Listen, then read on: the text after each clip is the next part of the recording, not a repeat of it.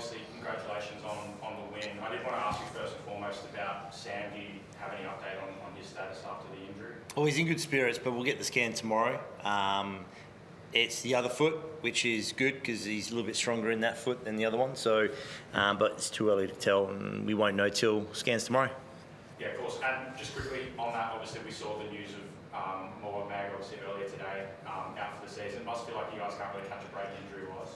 Yeah, it's frustrating, and again, you know, when you talk about trying to build a little bit of momentum, even during the game, and I was guilty of it too, when we saw Wardenberg down and get carried off, you know, it rattled the group for the, you know, majority of the guys, and it got to me too. So, you know, when you're trying to build a little bit of momentum and you look down the end of the bench and Mo's out, Rain's out, Al's out, and Wardenberg's sitting there with a foot, you know, in a tub of ice, it's frustrating. But every team deals with injuries.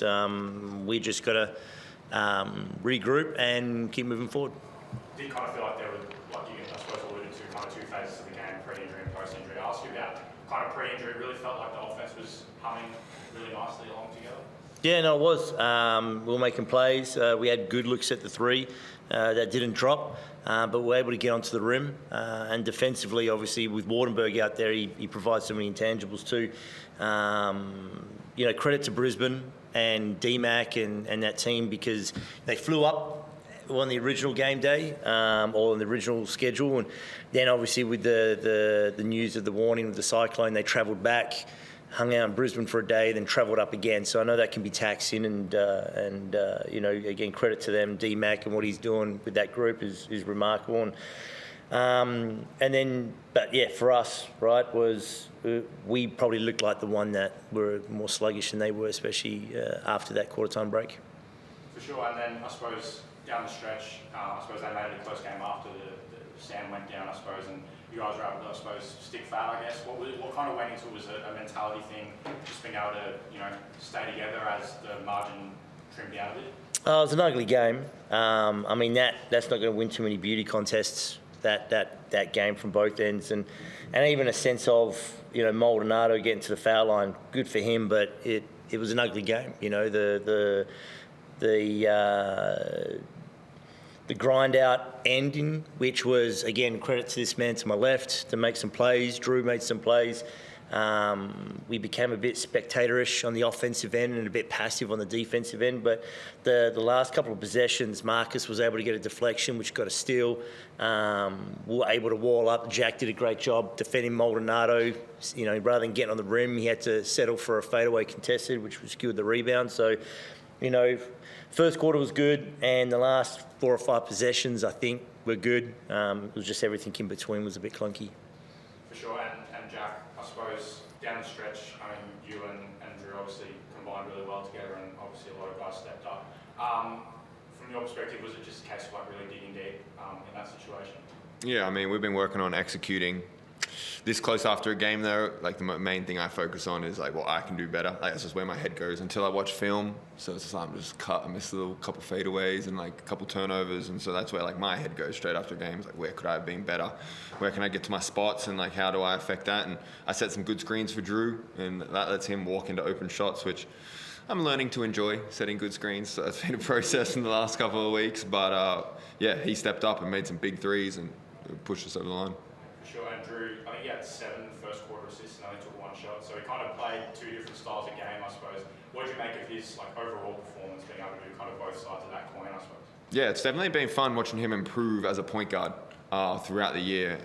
Every game he gets that little bit better, and like navigating a team, controlling tempo, putting guys in their spots, and it's been fun to watch his improvement in that area, because playing point guard in this league is no joke at all. Every night you got guys dogging you full court, and you have to find a way to get everyone involved. Obviously, KG also had a big night scoring-wise, and pretty impressive, I suppose, on the interior. What did you make of his efforts on, I suppose, both ends of the court? Yeah, I mean, KG's like the last couple of months has fixed some stuff up off the court. Like, his habits are getting better, his eating's getting better, he's lifting smarter, he's getting in there and getting more work in, and it's like the two go hand in hand. How you treat your life is how the game will bounce back and reward you, and so he's starting to see the reward for putting in like that work over the last couple months, and so it's been good to see, and it's good to see him going out there being aggressive and improving each week. You ready, Chris? Oh, are you waiting for me? Yep. Okay. Forde, just following on from that about KG. I mean, there was, possessions there in that first half where he looked absolutely unstoppable, and he looked like, the best player on the court. I mean, what are you seeing from him that's now with a bit of a fire under him, and what's the key to him being able to do this consistently now? Yeah, I think Jack touched on it, and that's again, that's a credit to Jack and what he does with the leadership off the court and the unseen hours. When practice is done, Jack gets a couple of these guys in the gym doing extras on court, and so KG's really starting to flourish with that type of mentorship and mateship and teammateship and however you want to categorise it. He's got some talent about him, and so we just got to make sure that we can build some consistency around him and give him some easy looks, which we're able to get, especially in that first quarter. Depending on the status with where we're at with Wardenberg, we may need to rely on him a little bit more. So now you move away from the physical component and becomes a bit more of a mental component to get him to shoulder that load. And just on Drew as well, I mean, we spoke about him after the last game. So I think the problem, and like Jack said, these last two games are probably his best game as that playmaking point guard.